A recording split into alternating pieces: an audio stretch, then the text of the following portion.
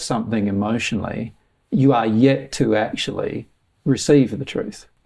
And could we also say that if we are hearing a truth with our ears and there is an emotion that if we are not feeling a flow of emotion from hearing that truth, then there is some emotion that we are resisting, and most often there's anger. Yes. And that also is an emotion, and Yes. you spoke earlier about the development of a pure desire, dealing with this anger and this almost hatred, we would have to call it a hatred of truth that we feel in most people. Mm-hmm. Dealing with that is the only way to begin to open up the flow of emotion, and which eventually leads to the development of a pure desire. Yes. So really what we're saying is that if we examine the way the human soul works, which we've encouraged most of the listeners to go over a few more times, and my suggestion is still to go over that with the issues of preclusion and the other issues that you face inside of the soul. What we're really wonderful saying discussions. is, if the emotion itself is still present within you of resistance, then unless that emotion disappears, you are going to continue to be resistant.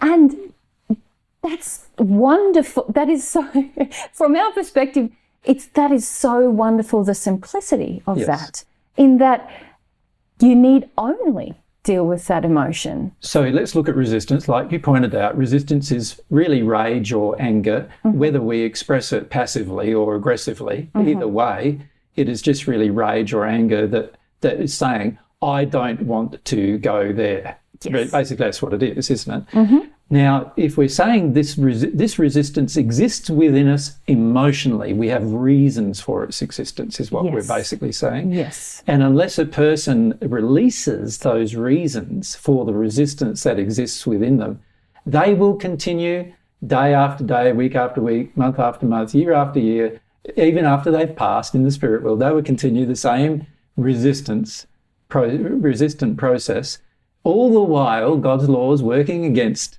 the resistance. Yes. And could we add that the only way to discover the reasons for the resistance is emotional. Is to feel the emotion. Is to feel the top layer of resistance with a willingness or a desire to explore whatever comes up in that process. Because what we notice is people hear with their ear the truth that you just spoke, and then they say, oh, with their mind, which is already I just wrong. Heard something that I feel resistive to.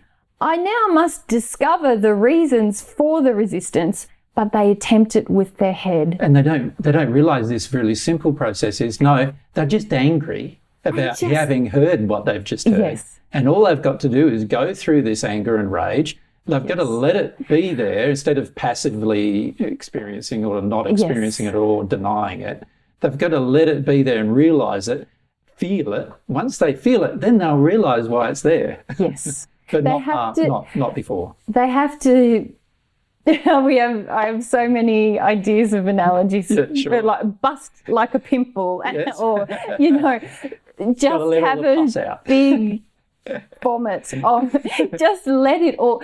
And I use those types of analogies because this is the level of judgment that people have of their own resistance. They think of it like vomit or pus or something putrid and yucky. And while anger is not a pleasant emotion, if we do own it sincerely in its expression, it is not harmful to others. Exactly. It is when people also hear with their ear the truth that you just said with their brain and say, oh, anger, I've got to just let the anger out. But their feeling is, my anger is someone else's problem and it's someone else's fault.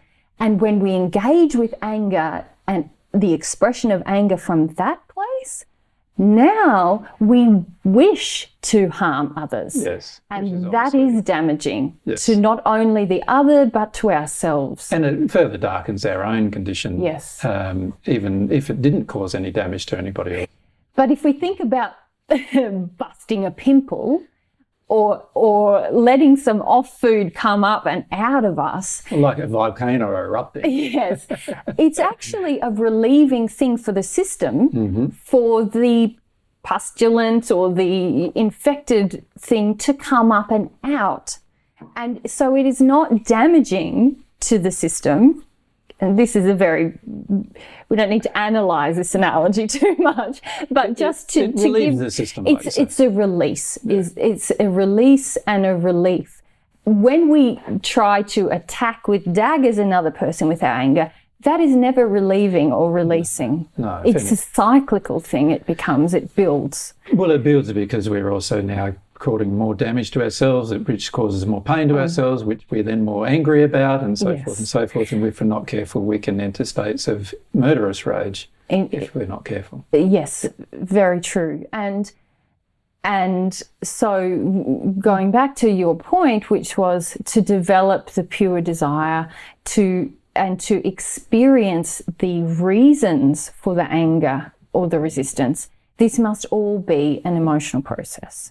Yes, so what we're basically saying is that the majority of people who come along to the group, and as you say, that within the first presentation, usually you start noticing it happening, if not before they walk in the door even. They're sitting down, as you start discussing, there's a lot of truth coming at them, and quite often every statement has a truth that they haven't yet accepted emotionally. Now, because of that, there's going to be a build-up of this pressure cooker type of feeling, until such a point now, they have a choice now. They're either going to have to release this pressure cooker in order to hear anything, or they zone out. And what I notice when we're teaching at the groups is the majority of people, if not all people, just basically get to that point and then zone out.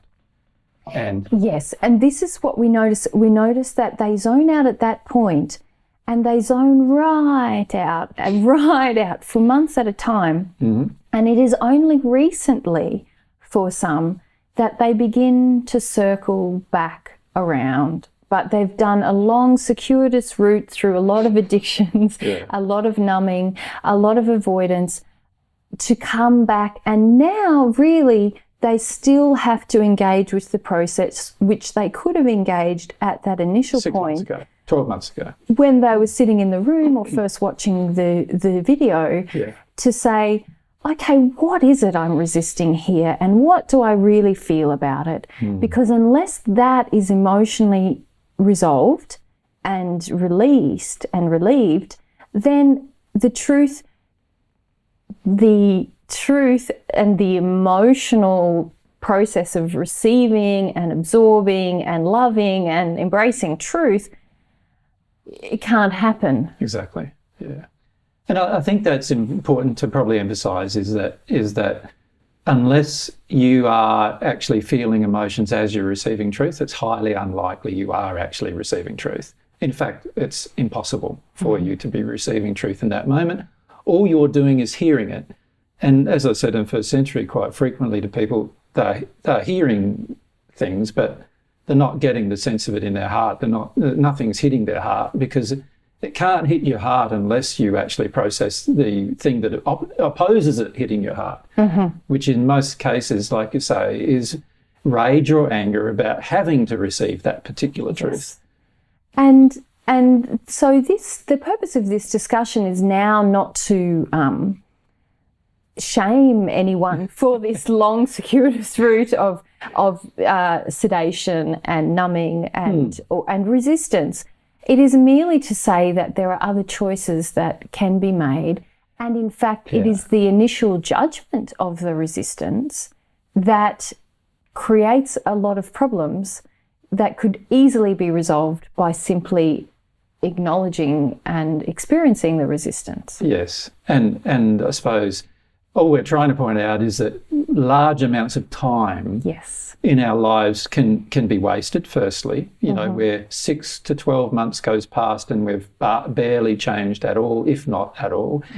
And then there's the other problems that are associated with it is usually when we hit this wall, which we have to get through at some stage in our future progression. When we hit this wall of resistance, which is this wall of anger and other things we have about law and about God and about people and about, there's all sorts of issues involved in it. But when we hit the wall, we have a very strong tendency to run away or ignore the wall again for long periods of time, only to find that down the track we hit the wall again. Yes. And in the end, you keep hitting the wall and you keep hitting the wall and you circle around and hit the wall. Every time we circle around and go out from this wall, we often engage more in our addictions and more in our unloving behaviour, which actually causes a bit of a degradation to our soul. And the trouble is that the next time we hit this wall, we're less likely to actually feel like we have any motivation to get through it. So we end up in this terrible cycle where eventually we develop very little or hardly any motivation, and we decide, I'm just going to give up and I'm going to live my life as it is now for the rest of my life for as long as I can do that. Yes, and this is what we noticed, sadly, in a number of the people who did attend the groups, which was that there was more confrontation possible. There was more... People were hearing with their ears a lot more things that challenged them emotionally. And because they had come up against some of these challenges previously, from an emotional perspective, I mean the challenge of the truth confronting some resistance within them, and they had not dealt with that, it felt more difficult, and it felt also that more was required to suppress the inner sort of turmoil that was created. And as you say, some people walked away and have engaged more addictive emotional and physical processes to try to overcome this problem. And what we wish to encourage people to do is just to let it all kind of feel uncomfortable as or much even as go possible. further than that if they can, and let it all hang out there. Let all of that. There's so much judgment, is there, about on the planet about being in control? It seems to be.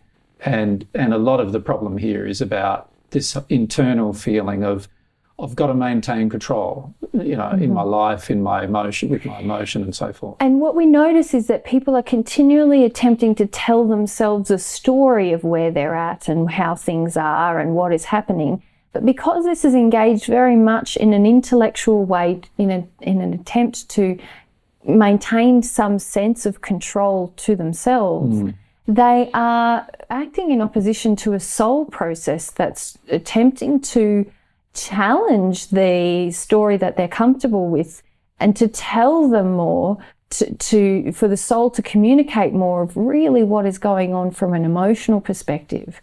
And that process does feel, as you know, quite out of control at times until one gets used to this feeling of being soul-centric.